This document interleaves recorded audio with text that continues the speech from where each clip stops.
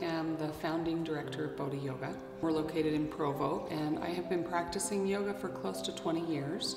I started my own practice when I was diagnosed with rheumatoid arthritis and fibromyalgia, and it has helped me tremendously through my life. At the time I began teaching yoga, and I was the only yoga studio in Utah Valley. I was approached by students who said, well, would you teach me how to be a teacher? I'd like to teach too. I want to teach what you teach. And I said, well, what I've evolved into comes out of me. And they said, well, I want to learn how to get my yoga to come out of me. And so just teach us what you know so far. And so I was like, okay, I can think about it. So I thought about it for a couple of years, and 2 years later I offered my very first teacher training. And so I sort of got talked into where I am now by my students. And that's what I'm doing. That's what I'm doing now. I'm still basically just teaching people what I know so far.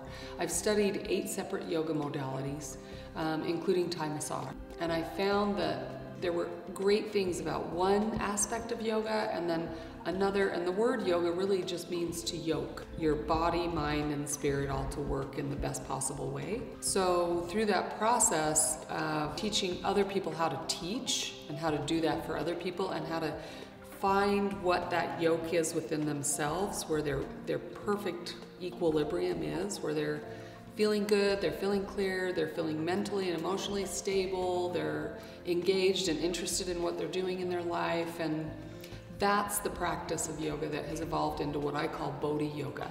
So I've taken what I've learned from these 8 different modalities and sort of learned what I've wanted to out of that, but then taken what it's brought up in me and developed my own style of practice.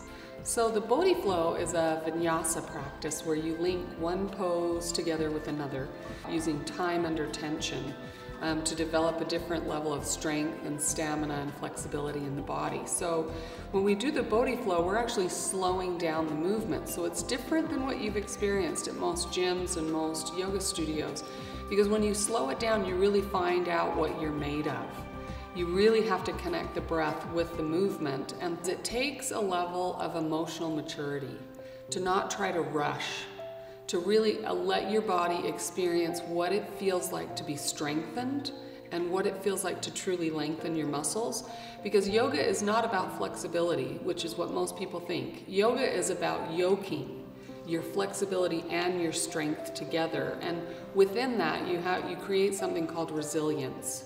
And resilience can be mental, physical, emotional, spiritual, but you find that space within yourself to really find out what you're made of. I actually went through an invasive breast cancer diagnosis in 2011 and 2012, and I really shouldn't have survived it. And I know the reason that I'm here today living to complain about all those treatments and chemotherapy and being bald and everything is because I have my yoga practice, and I know how to work the breath, and I know how to mirror my emotions, and I know how to get my soul in a place where I could receive the blessings of everyone that was praying for me to survive. And so yoga has all of these applications, not just a great workout, it is that, and great for building your muscles, but it also has applications into the broader aspects of life.